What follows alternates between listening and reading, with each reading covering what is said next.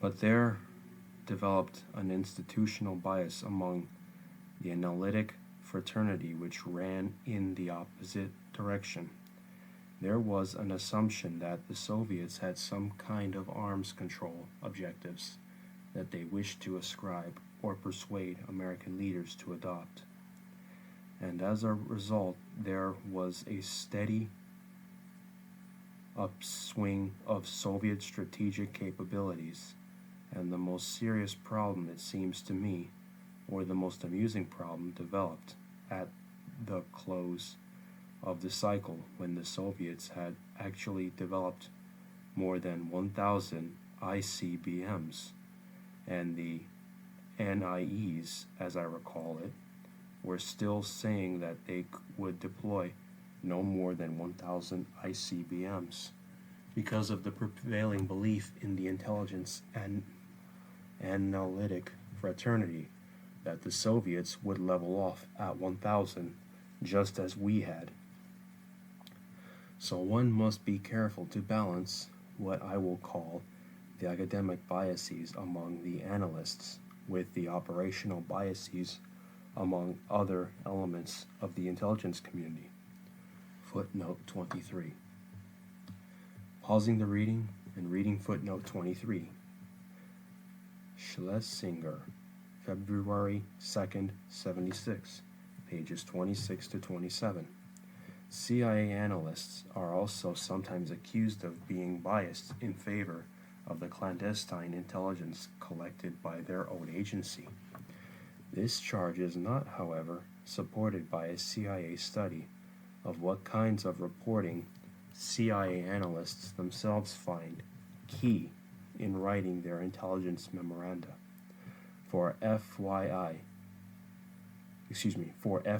1974, while CIA analysts considered clandestine reporting to be important, overt State Department reporting on political and economic subjects was cited more frequently as KEY, Annual DDI Survey, FY 1974. Resuming the reading. Consequently, on the occasions when the Director of Central Intelligence does support his own staff's recommendations over the objection of other departments, the objectivity of the national intelligence product may still be undermined by the bias of CIA analysts. Recognizing all these difficulties, the Select Committee has investigated two particularly difficult cases for Director Helms in an effort to illustrate the problems the DCI confronts in carrying out his responsibility to produce objective and independent national intelligence. During the summer and fall of 1969, the White House and then the Secretary of Defense indirectly pressured the DCI to modify his judgments on the capability of the new Soviet SS-9 strategic missile system. The issues under debate were 1. Whether the SS-9 was a MIRV, multiple independently targeted reentry vehicle missile, and 2. Whether the Soviets were seeking to achieve a first strike capability. The intelligence judgments on these points would be critical in decisions as to whether the United States would deploy its own MIRV missiles or try to negotiate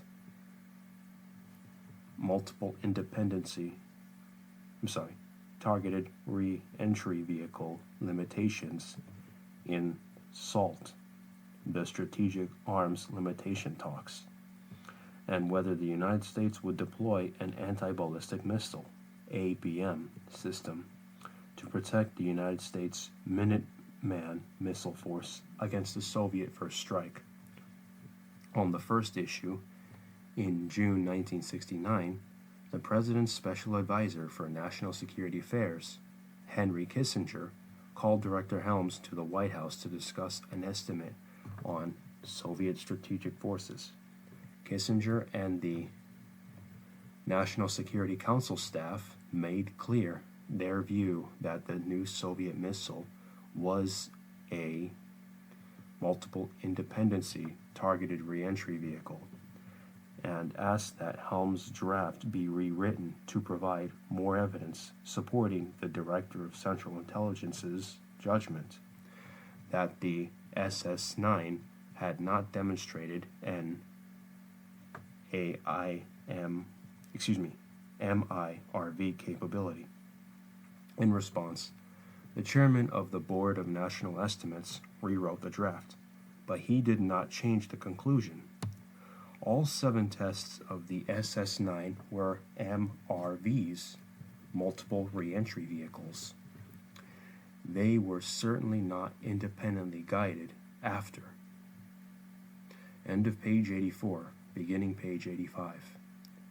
Separation from the launch vehicle. Footnote 24. Pausing the reading and reading footnote 24. In a memorandum to the USIB representatives dated June 16, 1969, the director of the Office of National Estimates, Abbott Smith, stated, quote, "The memorandum to holders of NIE 11-8-68, approved by United States Intelligence Board on 12 June, was discussed at a meeting with Dr. Kissinger and others on Saturday. Out of this meeting came requests for A. Some reordering of the paper, B. Clarification of some points, and C. Additional argument pro and con about the MRV-MIRV problem. We have accordingly redrafted the paper with these requests in mind. No changes in estimates were asked, nor, we think, have been made, but the details can call for coordination," end quote. See also staff summary of Carl Duquette interview, June 13, 1975. Resuming the reading. According to testimony by 3 board members, at the time they saw nothing improper in a White House request to redraft the estimate to include more evidence. However, in this case, they interpreted the White House request as a subtle and indirect effort to alter the Director of Central Intelligence's National Intelligence judgment. Footnote 25. Pausing the reading and reading footnote 25. Staff summaries of interviews with John Huizenga, July 9, 1975. Abbott Smith, August 2, 1975. Willard Matthias, July 7, 1975. Resuming the reading. On the second issue, 3 months later, Helms decided to delete a paragraph in the Board of National Estimates draft on Soviet strategic forces, after an assistant to Secretary of Defense, Laird, informed Helms that the statement contradicted the public position of the Secretary. Footnote 26. Pausing the reading and reading footnote 26. Memorandum from Director Helms to United States Intelligence Board members, September 4, 1969, and staff summary of Abbott Smith interview, August 2, 1975. According to William Baroudi, Secretary Laird's special assistant, quote, "I am fairly confident that I did not specifically bring pressures to bear on the Director of Central Intelligence to delete or change any particular paragraph. We did discuss the differences at the time between, as these documents refresh my memory, between the DIA concern of that particular paragraph and the CIA estimate. End quote. William Baruti, testimony, February 27, 76, page 4. Resuming the reading. The deleted paragraph read, "We believe that the Soviets recognize the enormous difficulties of any attempt to achieve strategic superiority of such order as to significantly alter the strategic balance. Consequently, we consider it highly unlikely that they will attempt within the period of this estimate to achieve a first strike capability, i.e., a capability to launch a surprise attack against the U.S., with assurance that the USSR would not itself receive damage it would regard as unacceptable. For one thing, the Soviets would almost certainly conclude that the cost of such an undertaking, along with all their other military commitments, would be prohibitive. More important, they almost certainly would consider it impossible to develop and deploy the combination of offensive and defensive forces necessary to counter successfully the various elements of U.S. strategic attack forces. Finally, even if such a project were economically and technically feasible, the Soviets almost certainly would calculate that the U.S. would detect and match or overmatch their efforts." Footnote 27. Pausing the reading and reading footnote 27. Draft NIE 11-8-69, approved by the Board of National Estimates prior to the USIB meeting on August 28, 69. Resuming the reading. Subsequently, the State Department representative on the United States Intelligence Board inserted the deleted paragraph as a footnote. End of page 85, beginning page 86. These are stark and perhaps exceptional examples of White House and Defense Department pressures on the DCI, but they illustrate the kinds of buffeting with which the DCI must contend. Director Helms testified, "A national intelligence estimate, at least when I was director, was considered to be the director's piece of paper. USIB contributed to the process, but anybody could contribute to the process. The estimate staff, the individuals in the White House, and the fact that a paragraph or a sentence was exchanged or amended after USIB consideration was not extraordinary. So this question, which seems to have come up about somebody influencing one aspect or influencing another aspect of it, the whole process was one of influences back and forth, sometime in favor of this and some in favor of that. So that was the system then. I don't know what is the system now, but on this issue of the first strike capability, one of the things that occurred in connection with that was a battle royale over whether it was the agency's job to decide definitively whether the Soviet Union had its first strike capability or did not have a first strike capability. And this became so contentious that it seemed almost impossible to get it resolved. I have forgotten just exactly what I decided to do about the whole thing, but I don't know. I think it was back in '69.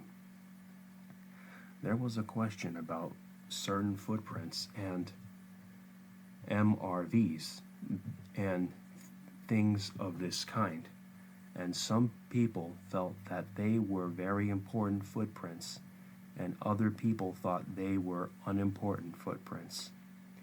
And there's no question there's a battle royale about it. However, it was resolved.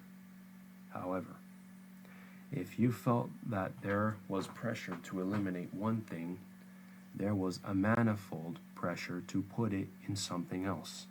But anyway, I don't really see an issue here. footnote 28. Pausing the reading and reading footnote 28. Richard Helms' testimony, January 30, 76, pages 59 through 61. Resuming the reading. While Helms may not see an issue here, the committee found that constant tension exists between the Director of Central Intelligence, whose responsibility it is to produce independent and objective national intelligence, and the agencies who are required to cooperate in this effort. A second case investigated by the Select Committee illustrates the potential problems the DCI confronts in producing relevant national intelligence for senior policymakers planning highly sensitive military operations. In April 1970, following Prince Sihanouk's ouster, United States policymakers decided to initiate a military incursion into Cambodia to destroy North Vietnamese sanctuaries. In making this decision, these policymakers had to rely on an earlier February NIE and current reporting from the various departments and agencies. They never received a formal DCI National Intelligence Estimate or Memorandum on the political conditions inside Cambodia after Sihanouk's departure, or on the possible consequences of such an American incursion. Why? Because Director Helms decided in April not to send such an estimate to the National Security Council. End of page 86, beginning of page 87. In April 1970, analysts in the Office of National Estimates prepared a long memorandum entitled, quote, Stocktaking in Indochina, Longer-Term Prospects, Term Prospects, end quote, which included discussion of the broad question of future developments in Cambodia and addressed briefly the question of possible United States intervention. Footnote 29.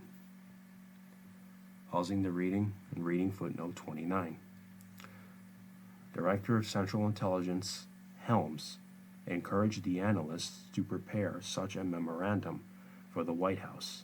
On an early draft, Helms commented to Abbott Smith, chairman of the Board of National Estimates, quote, okay, let's develop the paper as you suggested, and do our best to coordinate it within the agency. But in the end, I want a good paper on this subject, even if I have to make the controversial judgments myself. We owe it to the policymakers, I feel. End quote. Richard Helms, April 7, 70.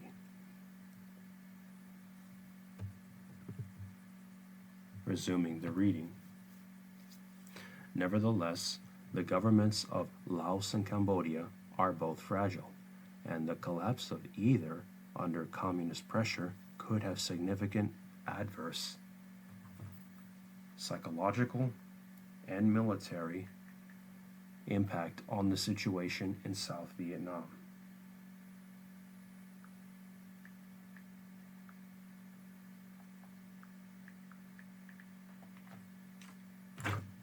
Because the events in Cambodia and their impact are harder to predict if Hanoi could be denied the use of base areas and sanctuaries in Cambodia. Its strategy and objectives in South Vietnam would be endangered. Hanoi is clearly concerned over such a prospect.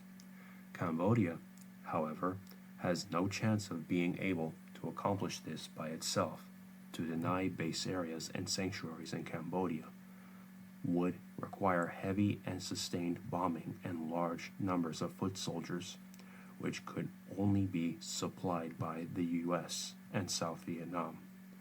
Such an expanded Allied effort could seriously handicap the Communists and raise the costs to them of prosecuting the war. But, however successful it probably would not prevent them from continuing the struggle in some form. Footnote 30. Pausing the reading and reading footnote 30.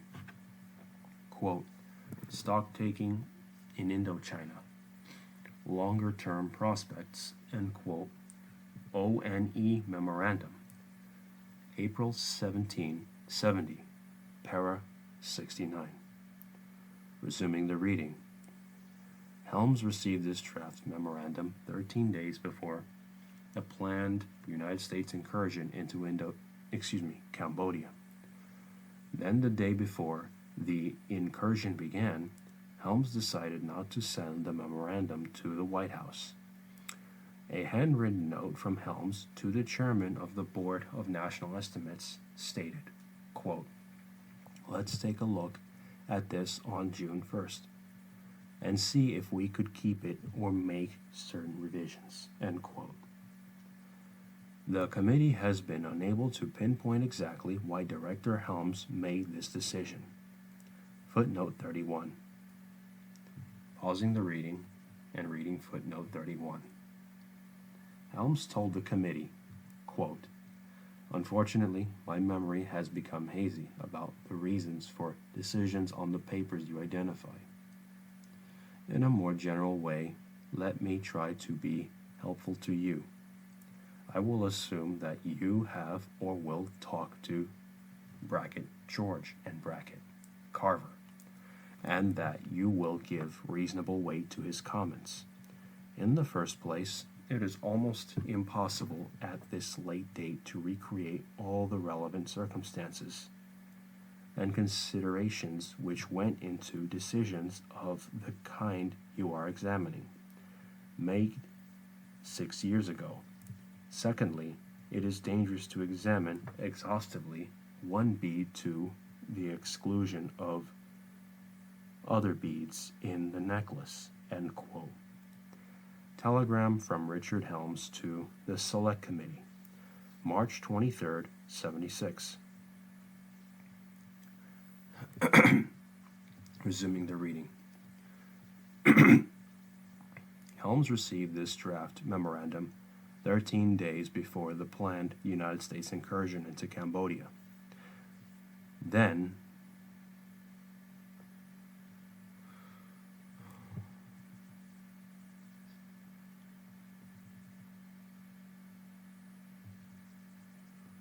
my apologies. Back to where I was last.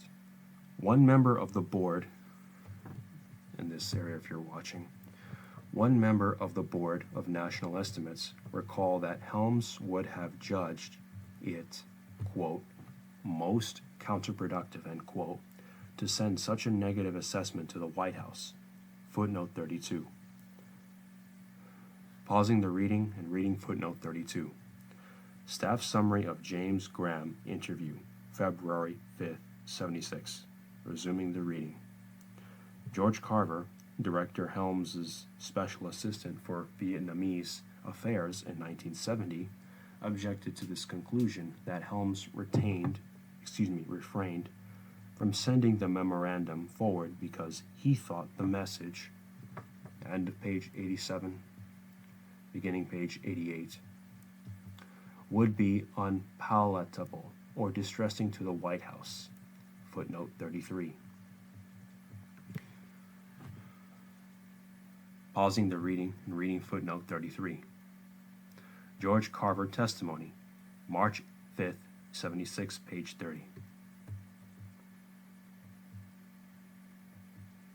Resuming the reading.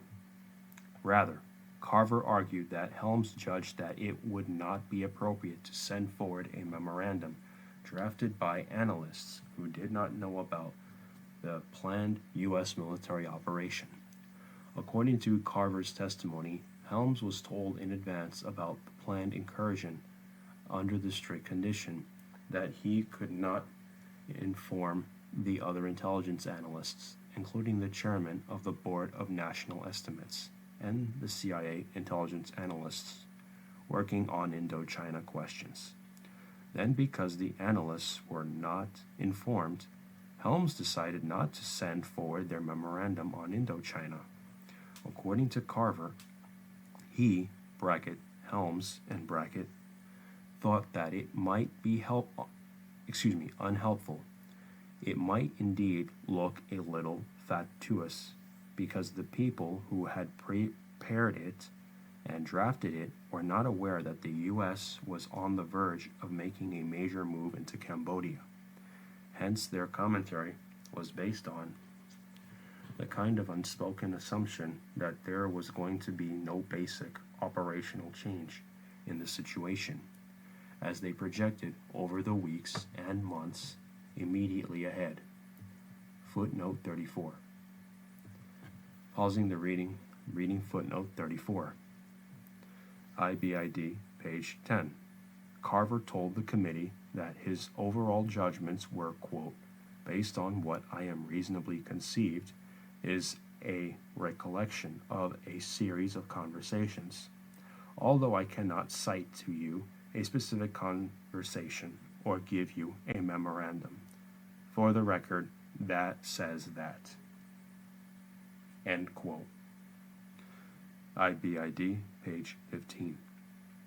Resuming the reading. Further, Carver speculated that Helms probably felt that he would not be listened to if it were immediately open to the counterattack, that the analysts did not know of the planned operations. Footnote 34a. Pausing the reading and reading footnote 34a. IBID, page 22 to 23. Resuming the reading. In effect, Carver argues that in carrying out the President's restriction on discussing the planned operations, Helms denied his analysts the very information he considered necessary for them to have to provide intelligence judgments for senior policymakers. Helms took this decision even though the memorandum in question included a judgment on the possible consequences of United States intervention in Cambodia. Thus, for whatever combination of reasons, in the spring of 1970, prior to the Cambodia incursion, the Director of Central Intelligence did not provide senior policymakers formally with a national intelligence memorandum, which argued that the operation would not succeed in thwarting the North Vietnamese effort to achieve control in Indochina. 6 weeks later, while the Cambodia incursion was still underway, the State Department requested a special SNIE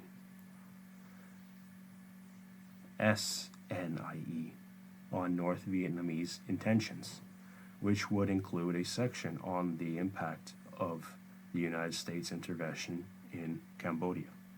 A draft estimate was prepared and coordinated within the intelligence community just as the incursion was ending. The estimate began with a number of caveats, such as, quote, considerable difficulties exist in undertaking this analysis at this time. Operations in Cambodia are continuing, and the data on results to date is, in the nature of things, incomplete and provisional, end quote. The draft went on to say that assessing Hanoi's intentions is always a difficult exercise, but, quote, even more complicated in a rapidly moving situation. End of page 88, beginning page 89. Situation in which there are a number of unknown elements, particularly with respect to U.S. and Allied courses of action, end quote. With respect to the situation in Cambodia, the estimate concluded, although a careful analysis of these losses suggests that the communist situation is by no means critical, it is necessary to retain a good deal of caution in judging the lasting impact of the Cambodian affair on the communist position in Indochina. Footnote 35. Pausing the reading and reading footnote 35. Draft SNIE 14-3-70.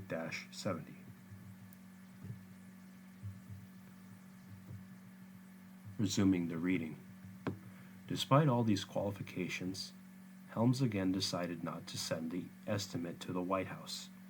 While Helms does not recall the reasons for his decision, he did tell the committee, "In my opinion, there is no way to insulate the Director of Central Intelligence from unpopularity at the hands of presidents or policymakers if he is making assessments which run counter to administrative policy. That is a built-in hazard of the job. Sensible presidents understand this. On the other hand, they are human too. And in my experience, they are not about to place their fate in the hands of any single individual or a group of individuals. In sum, make the intelligence estimates. Be sure they reach the president personally, and use keen judgment as to the quantity of intelligence paper to which he should be subjected. One does not want to lose one's audience, and this is easy to do if one overloads the circuit. No power has yet been found to force presidents of the United States to pay attention on a continuing basis to people and papers when confidence has been lost in the originator." Footnote 36. Pausing the reading and reading footnote 36. Telegram from Richard Helms to the Select Committee, March 23, 76. Resuming the reading. Nevertheless, as John Huizenga testified, in times of political stress on intelligence, there is more a question of invisible pressures that might cause people to feel that they were being leaned upon, even though nobody asked them to take out some words or add some words. When intelligence producers have a general feeling that they are working in a hostile climate, what really happens is not so much that they tailored the product to please, although that's not been unknown, but more likely they avoid the treatment of these difficult issues. Footnote 37. Pausing the reading, reading footnote 37. Huizenga, January 26, 76, pages 20 to 21. Resuming the reading. In the end, the DCI must depend on his position as the President's principal intelligence advisor or on his personal relationship with the President to produce objective and independent national intelligence. Footnote 38. Pausing the reading, reading footnote 38. John Huizenga testified that, quote, there were very few instances of gross interference, end quote, when, quote, it's fair to say, bracket, the Cambodia and SS9 cases, in brackets, were gross, particularly the S9 case, end quote. Objectivity and independence are difficult to uphold when political consensus breaks down over foreign policy issues. Huizenga conclude, quote, the experiences of these years persuade me that we have yet to prove that we can have, in times of deep political division over foreign policy, a professional, independent, objective intelligence system, end quote. Huizenga, January 26, 76, page 9. Resuming the reading. Organizational arrangements, such as the Board of National Estimates, may nevertheless help insulate the Director of Central Intelligence from pressures, but, end of page 89, beginning page 90, only if they are used. In the cases of the SS9 and Cambodia, Helms took the decision without consulting with the board collectively. B. Coordinator of intelligence activities. 1. The intelligence process. In theory, the intelligence process works as follows. The President and members of the National Security Council, as the major consumers of foreign intelligence, define what kinds of information they need. The Director of Central Intelligence, with the advice of other members of the intelligence community, establishes requirements for the collection of different kinds of intelligence. An intelligence requirement is defined as a consumer statement of information, need for which the information is not already at hand. Resources are allocated both to develop new collection systems and to operate existing systems to fulfill the intelligence requirements. The collection agencies, the National Security Agency, NSA, CIA, DIA, and the military services manage the actual collection of intelligence. Raw intelligence is then assembled by analysts in CIA, DIA, the State Department, and the military services and produced as finished intelligence for senior policymakers. In practice, however, the process is much more complicated. The following discussion treats the committee's findings regarding the means and methods the DCI has used to carry out his responsibilities for coordinating intelligence community activities. 2. Managing intelligence collection. Although the responsibility of the DCI to coordinate the activities of the intelligence community is most general, the DCIs have tended to interpret their responsibility narrowly to avoid antagonizing the other departments and agencies in the intelligence community, while directors of central intelligence have sought to define the general intelligence needs of senior United States policymakers. They have not actually established intelligence collection requirements or chosen specific geographical targets. The individual departments establish their own intelligence collection requirements to fulfill their perceived national and departmental needs. For example, DIA compiles the Defense Intelligence Objectives and Priorities Document, DIOP, which is a single statement of intelligence requirements for use by all Department of Defense intelligence components. In particular, Defense attaches DIA production elements, the intelligence groups of military services, and the military commands.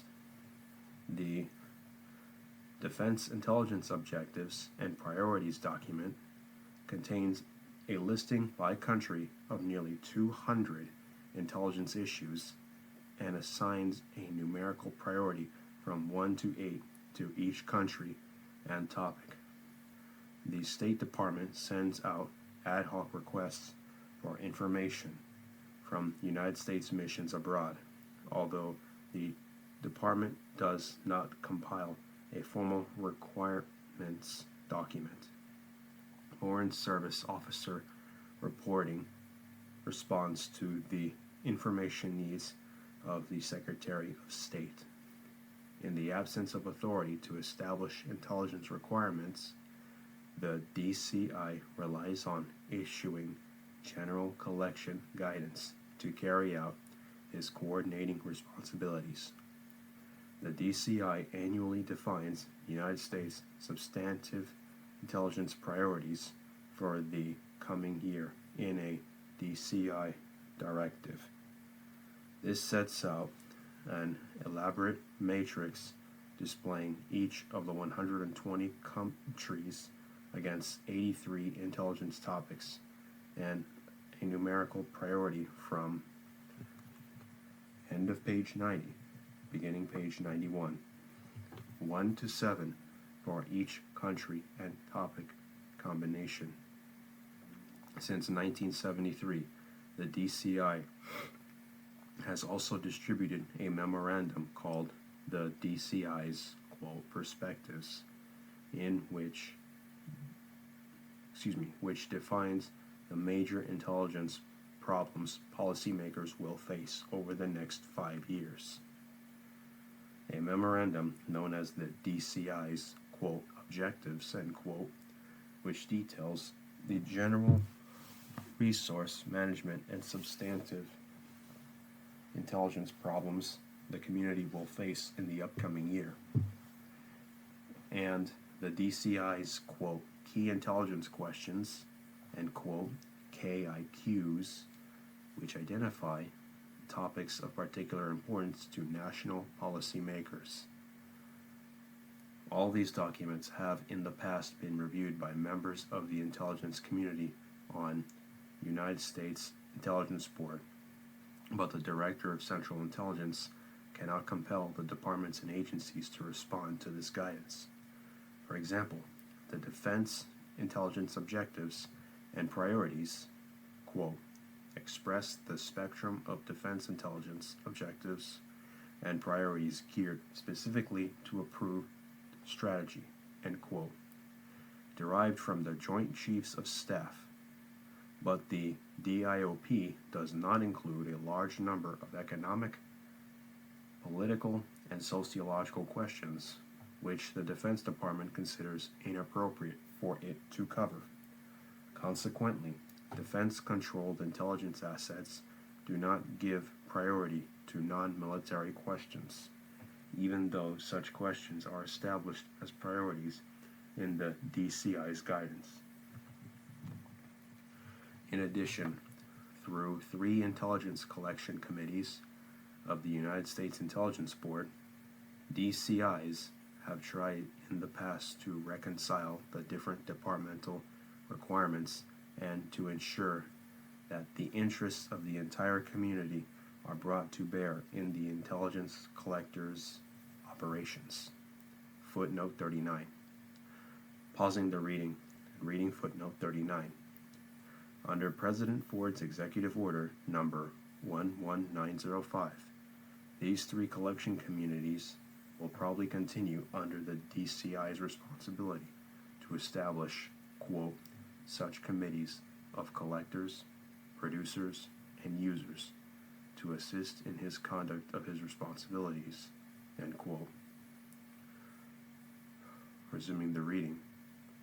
The Committee on Imagery Requirements and Exploitation,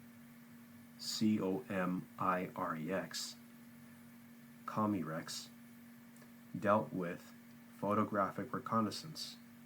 Footnote 40. Reading footnote 40. In 1955, Richard Bissell, a special assistant to the DCI, set up an informal ad hoc requirement committee, ARC, to coordinate collection requirements for the U-2 reconnaissance program. Leadership initially included representatives of CIA, the Army, the Navy, and Air Force. Later, representatives of the NSA, the Joint Chiefs of Staff, and the State Department were added. In 1960, with the development of a new overhead reconnaissance system, the ARC was supplanted by a former United States Intelligence Board committee. The Committee on Overhead Reconnaissance, or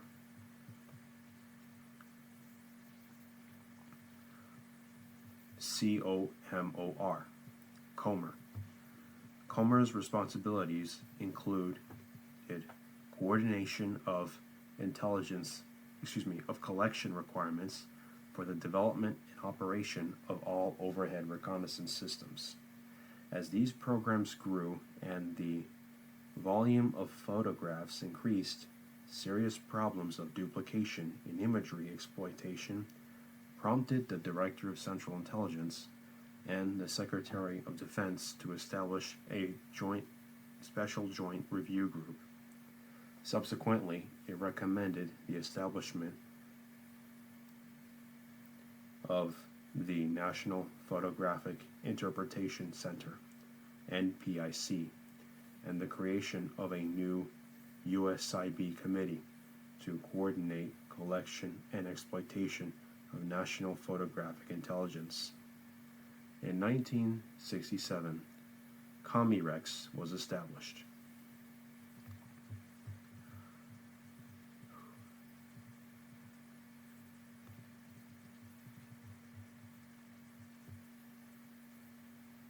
Resuming the reading. The SIGINT committee coordinated the collection of signals and communications intelligence. Footnote 41. Pausing the reading, going to page 92 briefly to read footnote 41. During World War II, the military services controlled all communications intelligence.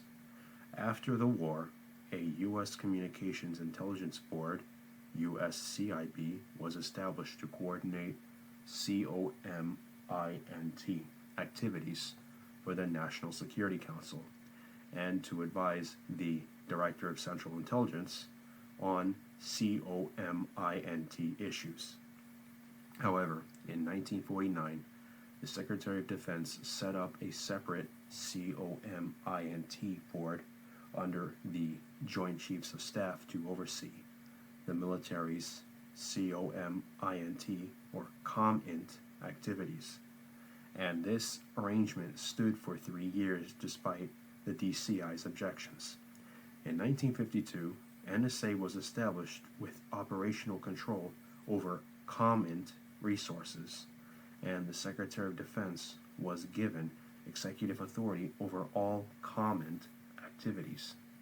At the same time, the USCIB was reconstituted under the chairmanship of the DCI to advise the Director of NSA and the Secretary of Defense.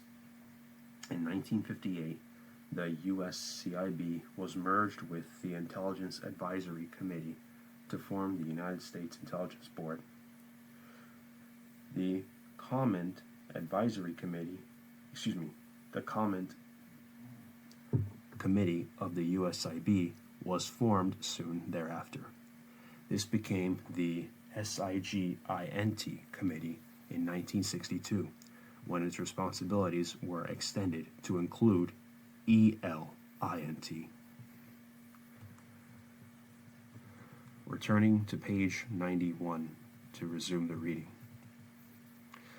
The Human Resources Committee dealt with overt and clandestine human collection. Footnote 42. Pausing the reading again to go back to page 92 to read footnote 42. General Bennett, Director of the Defense Intelligence Agency, proposed in 1970 to establish of a USIB subcommittee to provide a nation-level forum to coordinate the various human source collection programs, both overt and clandestine. Following objections from the CIA's Directorate of Operations, Director Helms decided instead to establish an ad hoc task force to study the whole range of HUMINT problems. After a year's study, the task force recommended the establishment of a USIB committee on a one-year trial basis. The President's Foreign Intelligence Advisory Board, PFIAB, in a separate study, also endorsed the idea. Subsequently, the Human Sources Committee was accorded permanent status in June 1974, and in 1975, its name was changed to the Human Resources Committee. Returning to page 91 to resume the reading. In the collection of overhead photography and signals intelligence, the Director of Central Intelligence, through the COMIREX and SIGINT committees, provides guidance as to targets and amounts of coverage. These committees also administer a complex accounting system designed to evaluate how well, in technical terms, the specific missions have fulfilled the various national and departmental requirements. Because of the nature of overhead collection, the whole community can participate in selecting the targets and in evaluating its success. The operating agency is responsive solely to requirements and priorities established by the USIB committees. At the same time, the Director of Central Intelligence alone cannot direct which photographs to take or when to alter the scope of coverage. The role of the DCI is to make sure that the preferences of the entire community are taken into account when targets are chosen. End of page 91. Beginning page 92. For example, prior to the Middle East War in 1973, the United States Intelligence Board SIGINT committee recommended that the Middle East be a priority target for intelligence collection if hostilities broke out, and asked NSA to evaluate the intelligence collected and to determine appropriate targets. When the war broke out, NSA, National Security Agency, implemented this USIB guidance. Later in the week, the same committee discussed the approved DIA's recommendation to change the primary target of one collector.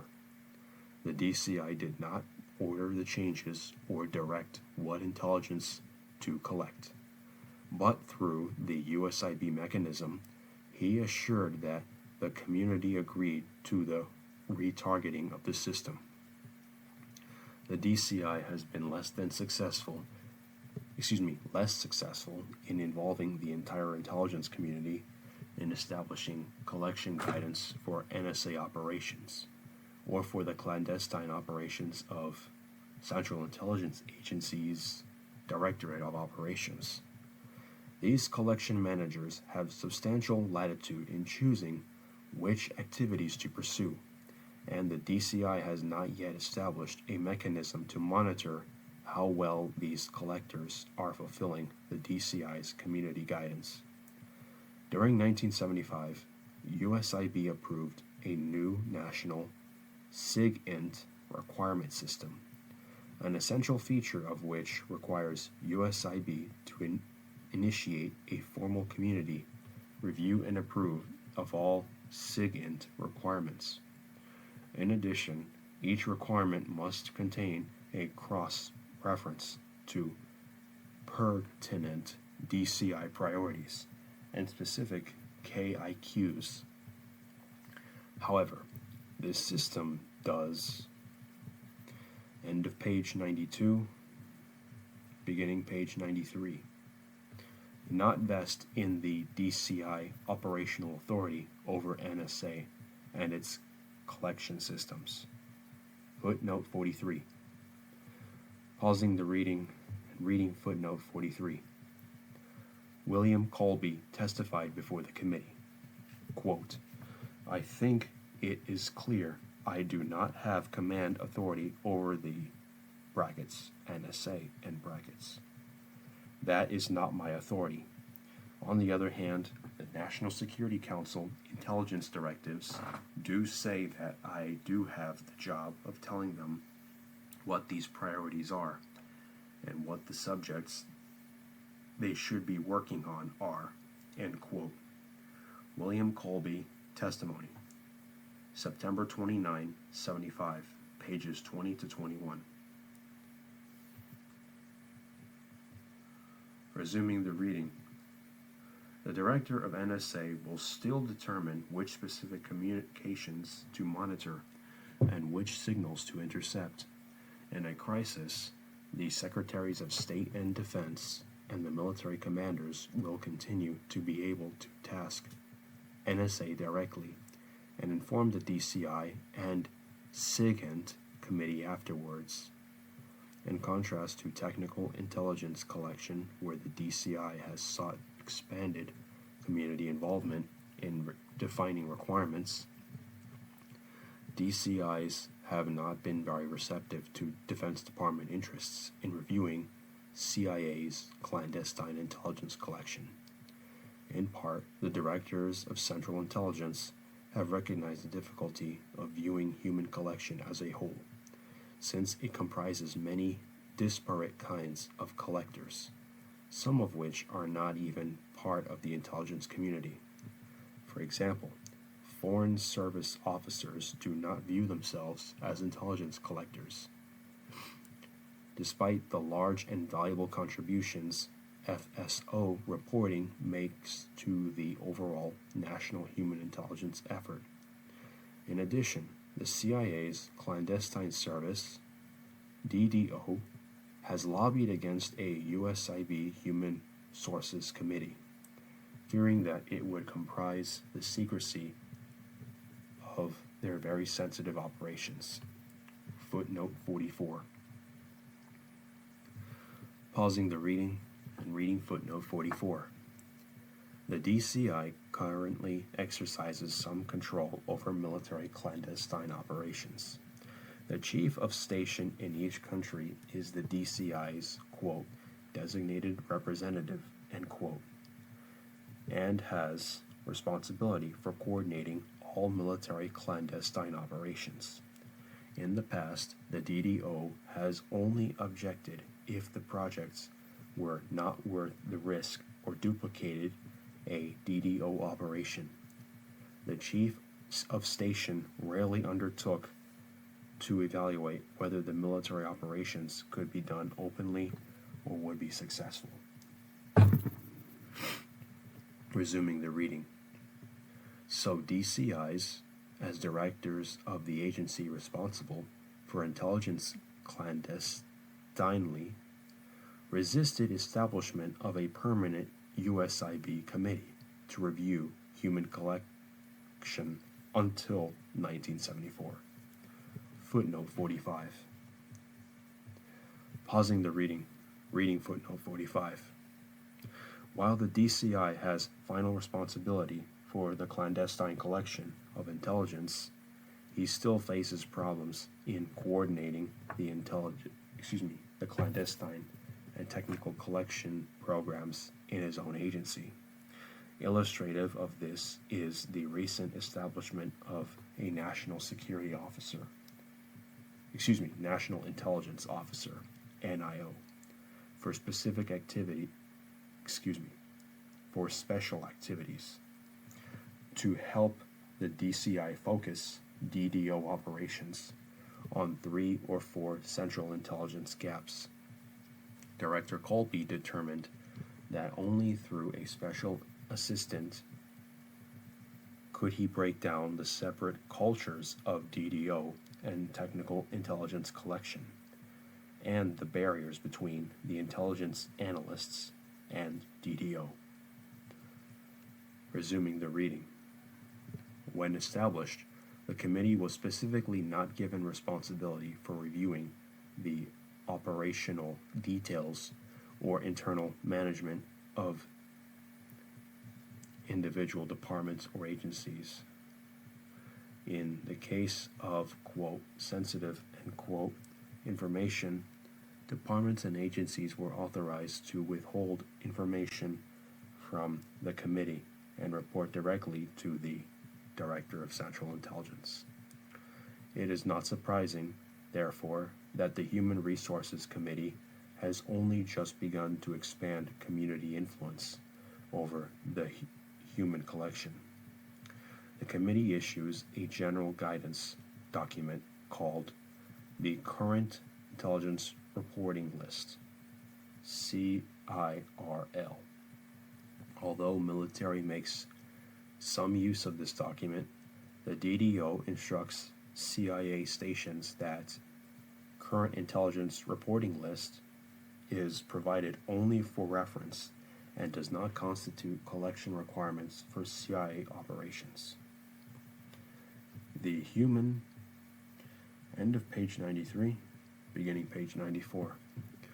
Resources Committee has initiated community-wide assessments of human source reporting in individual countries, which emphasize the ambassador's key role in coordinating human collection activities in the field.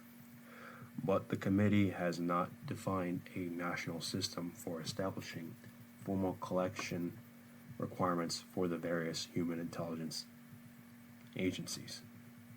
In summary, the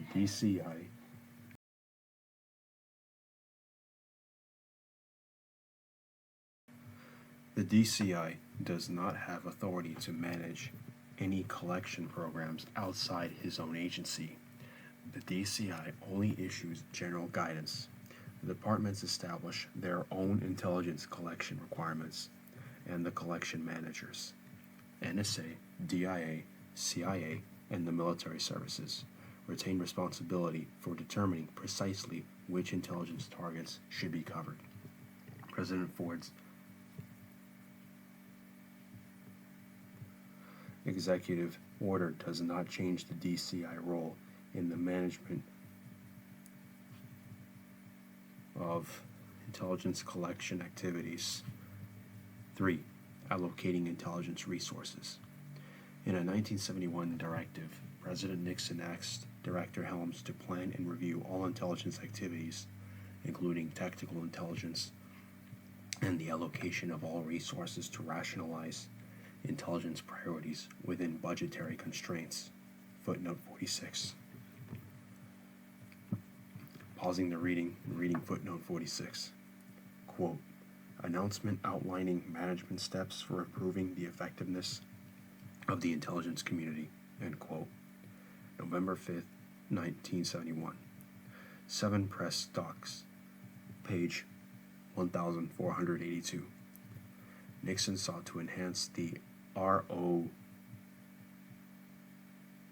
apostrophe E of, or the role, of the DCI as community leader, and to give the DCI responsibility to coordinate Defense Department technical collection operations with other intelligence programs. Nixon's directive followed a comprehensive study of the intelligence community by the Office of Management and Budget, known as the Schlesinger Report, which recommended a fundamental reform in the intelligence community's decision-making bodies and procedures. Resuming the reading. Since 1971, the DCI has prepared recommendations to the President for a consolidated National Intelligence Program budget. Director Helms, in his first budget recommendations, proposed a lid on intelligence spending, noting that, quote, we should rely on cross-program adjustments to assure that national interests are adequately funded, end quote. Footnote 47. Pausing the reading and reading footnote 47. Director of Central Intelligence, National Intelligence Program Memorandum, FY 1974, page 44. Resuming the reading. However, prior to President Ford's executive order, the Director of Central Intelligence has had no way to ensure authoritatively that such objectives were realized. The DCI has independent budget authority over only his own agency, which represents only a small percentage of the overall national intelligence budget. As chairman of an executive committee, or EXCOM, for special reconnaissance activities, the DCI has been involved in the preparation of the program budget for the development and management of the major United States technical collection systems. However, differences of opinion between the DCI and other members of EXCOM, the Assistant Secretary of Defense for Intelligence, were referred to the Secretary of Defense for resolution. The Secretary of Defense in his budget allocated the remaining intelligence community resources. The DCI's role in the defense intelligence budget process was in effect that of an advisor. The DCI's, quote, perspectives, end quote, which analyzed the political, economic, and military environment over the next 5 years, had little impact on the formation of defense intelligence resource requirements. According to John Clark, former associate, end of page 94, beginning of page 95.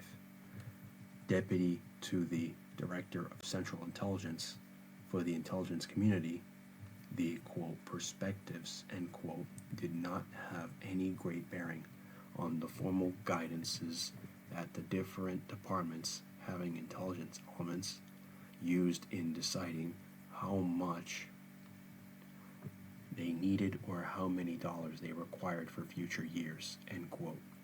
Footnote 48. Pausing the reading and reading footnote 48. John Clark, testimony, February 5th, 76, pages 15 to 16. Resuming the reading. The military services and DIA responded to the fiscal guidance issued by the Secretary of Defense. The DCI's small staff of 7 professionals in the Resource Review Office of the intelligence community staff kept a low profile and spent most of its time gathering information on the various defense intelligence activities. They did not provide an independent assessment of the various programs for the DCI. Consequently, the DCI rarely had sufficient knowledge or confidence to challenge a Defense Department recommendation. When the DCI did object, he generally focused on programs where he thought the Defense Department was not giving adequate priority to intelligence activities in which the President had a particular interest. For example, partly as a result of the intense concern by the National Security Council staff, the Director of Central Intelligence expanded substantial effort to ensure that 2 Air Force ships initially built to operate on the Atlantic Missile Range, monitoring Cape Canaveral firings, continued to be available to monitor foreign missile activities. When in 1970-1971, the number of United States missile tests decreased substantially, the Air Force proposed that both ships be retired. The DCI in turn requested an intelligence community study which concluded that the ships were essential for foreign intelligence purposes. Consequently, the DCI brokered an arrangement for a sharing of the ship's costs within the Department of Defense. Today, a little under 20% of the ship program is devoted to intelligence needs. The DCI had neither the authority to direct the retention of these Air Force ships nor sufficient resources to take over their funding for intelligence purposes to ensure that they were not retired.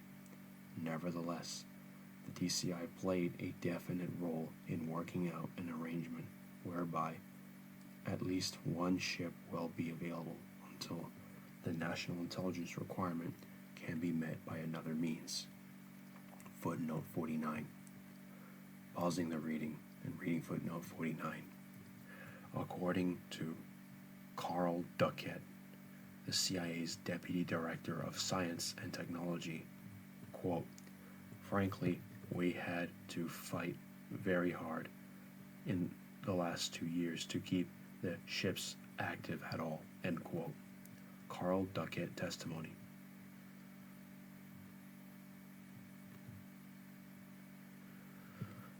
November 10, 75, pages 106 to 107.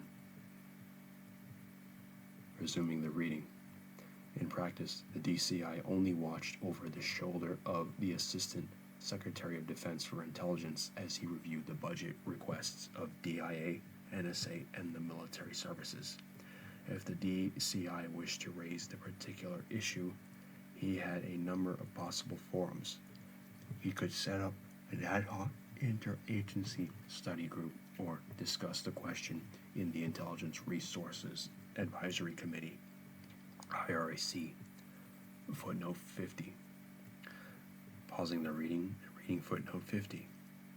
Intelligence Resources Advisory Committee, IRAC, was established in 1971 to advise the DCI in preparing a consolidated intelligence program budget for the President. Members included representatives from the Departments of State and Defense, OMB, and the CIA. IRAC was abolished by President Ford's executive order of February 1876. Resuming the reading.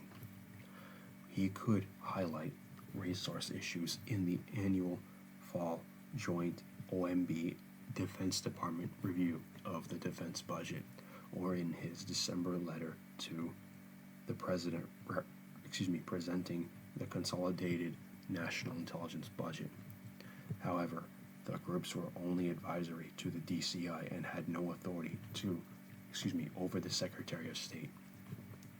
The joint review and the end of page 95, beginning page 96, DCI's letter to the President occurred so late in the Defense Department budget cycle that the DCI had little opportunity to effect any significant changes.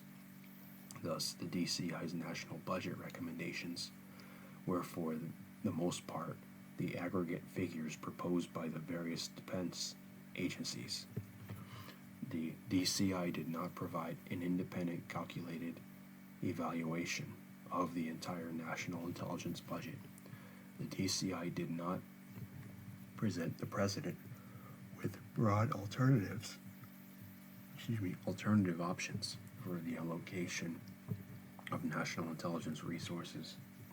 The Director of Central Intelligence was not able to effect trade-offs among the different intelligence programs or to reconcile differences over priorities.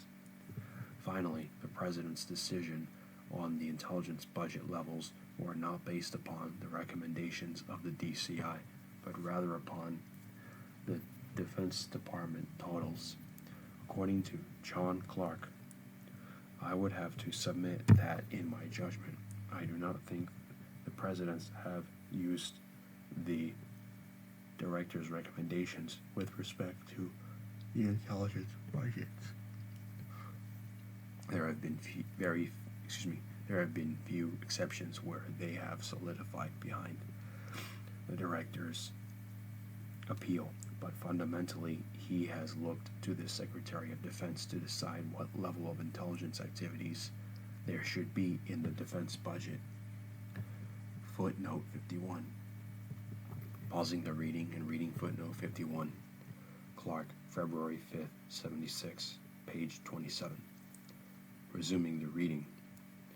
Because the Secretary of Defense had final authority to allocate most of the intelligence budget, the DCI either had to, quote, persuade, end quote, the Secretary to allocate defense intelligence resources according to the Director's recommendations, or to take his case directly to the President.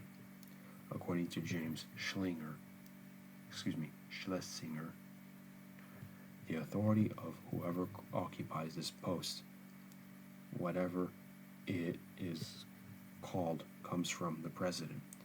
To the extent that it is believed that he has the President's ear, he will find that the agencies or departments will be responsive, and if it is believed that he does not have the President's ear, they will be unresponsive. Footnote 52. Pausing the reading and reading footnote 52. Schlesinger, February 2nd, 76, pages 43 and 45. Resuming the reading. But because the DCI must expend substantial political capital in taking a defense budget issue to the President, he rarely has sought presidential resolution. Over the past 5 years, the DCI went directly to the President only twice. Both these issues involved expensive technical collection systems, and both times the DCI prevailed. In summary, DCIs have not been able to define priorities for the allocation of intelligence resources, either among the different systems of intelligence collection or among intelligence collection analysis and finished intelligence. Without authority to allocate intelligence budget resources, DCIs have been unable to ensure that unwarranted duplication and waste are avoided. 4. Key intelligence questions. As described above, DCIs have confronted major problems in seeking to carry out their coordinating responsibilities under the 1947 National Security Act. They have not had authority to establish requirements for their collection or production of national intelligence. End of page 96. Beginning page 97. And I will stop here for today's recording.